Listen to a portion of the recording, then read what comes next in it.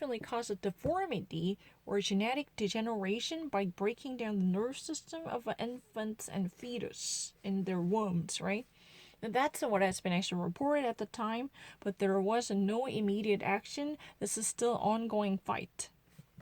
Yeah, high lead, contain was one of the reasons why they experienced such an uh, moral failure,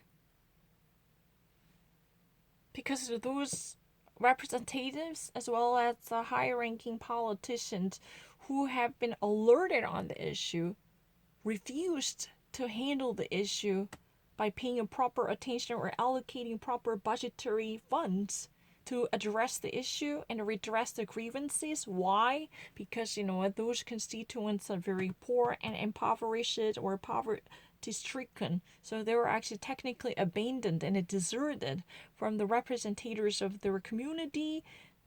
Yeah, this was already categorized as the poorest in the region.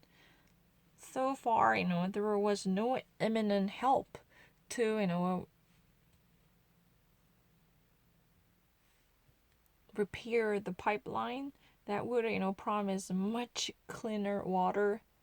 So, there are many, pediatric doctors who actually appear on TV to testify the danger that could be done to children in the community. These, are mostly, African American populated households would actually bear the brunt from this, water pollution.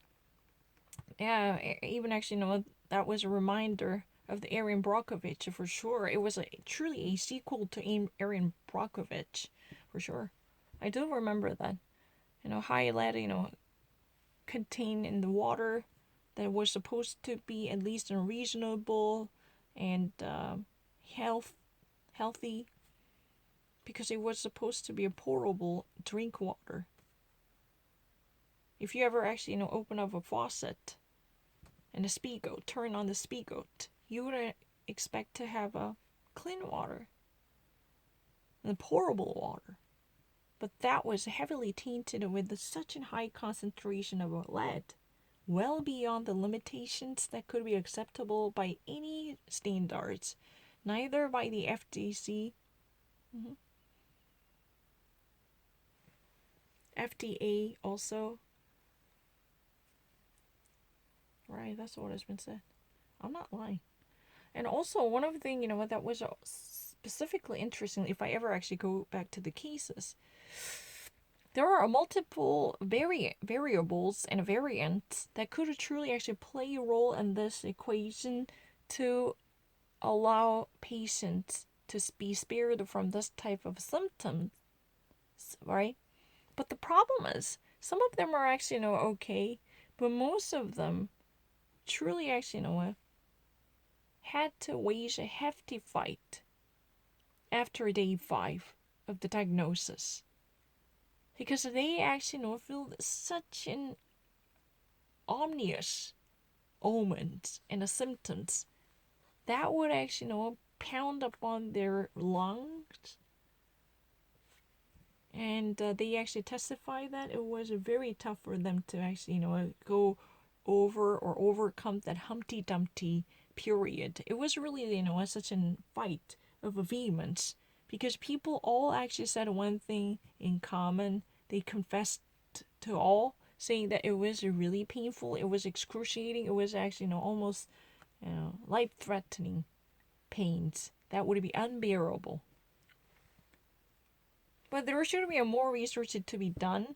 Maybe the ventilator that was inserted in the body, which was supposed to be a facilitating mechanism to ease the burden by opening up the breathing way, but that eventually turned out to be a burden to handicap the proper development and the progress of respiratory organs.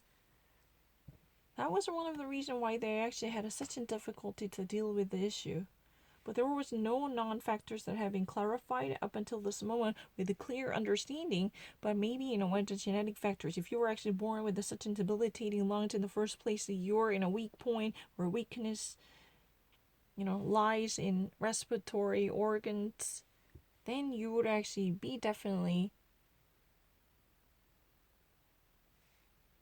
affected heavily than other people.